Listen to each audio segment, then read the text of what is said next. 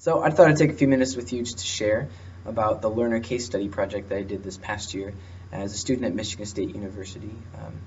So I was a pre-service teacher working with 20 international students and about 5 domestic students. Um, and I was assigned to choose one student from a different culture and to explore the literacies that they brought into the classroom and explore who they were as a person, and to use these sort of things, these funds of knowledge that they have, these accumulated bodies of knowledge in their culture and in their language, that could be seen as resources and assets upon which to build learning in the class. So for my class, I chose Emerson, who was from China, and he's a freshman, a computer science major.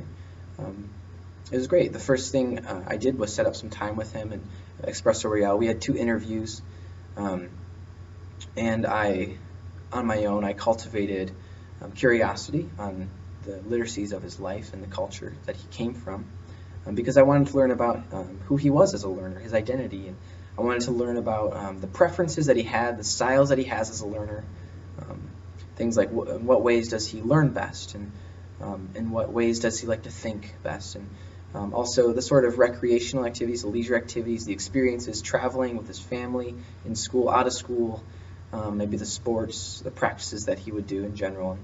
And I really dove into these subjects in his life, and I really gained a lot of insight on who he was as a learner and the ways that I would shape the classroom accordingly. So one of the first things I learned about Emerson as I was asking him questions was that he loved computers and computer science, and he loved video games. In particular, there's a game called Terra that he talked about that he would play with his friends, and he loved it because there was an online community that he had, and that he played for being with people. And I sort of saw, you know what, this is so true. It's really important to have a community in whatever you're involved with, and even in the English classroom, it'd be important to create a sort of community focused, not on video games in particular, but on just text in general. And I learned that also the video games that he plays, they can be brought into the classroom, and they can be seen as resources and assets, which we can study. We can see them as a text. We could talk about the various sort of mythologies that exist within it, the societal structures, the identities of players, like the rogue, the musician, the archer, the warrior, and just really study them and learn about them. We could do things like reformulating the Canaan, different books in the Canaan, into a video game format, and just really getting creative with literary analysis and using video games as a resource.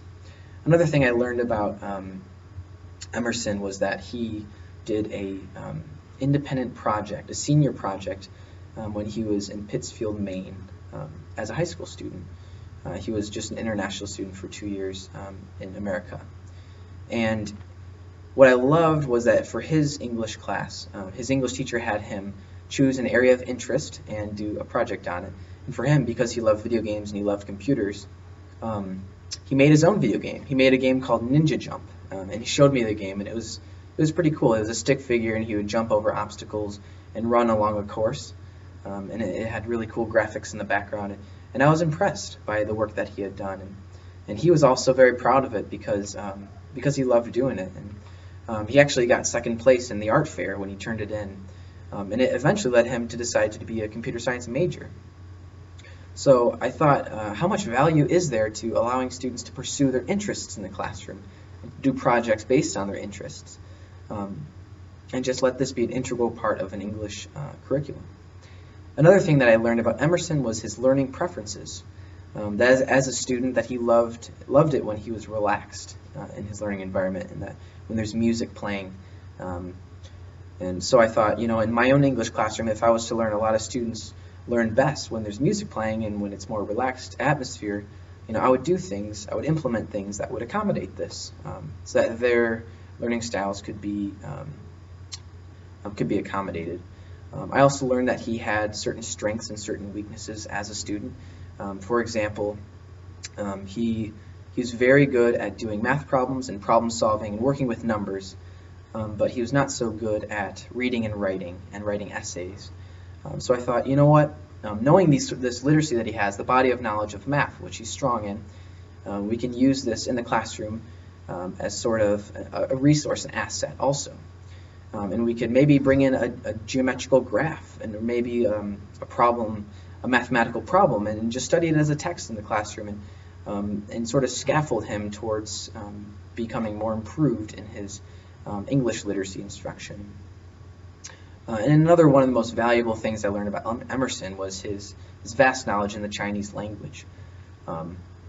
And I learned that it's easiest for him to learn and to know certain things about the English, studying English in the class, when he's able to even speak in Chinese and compare words from Chinese to English.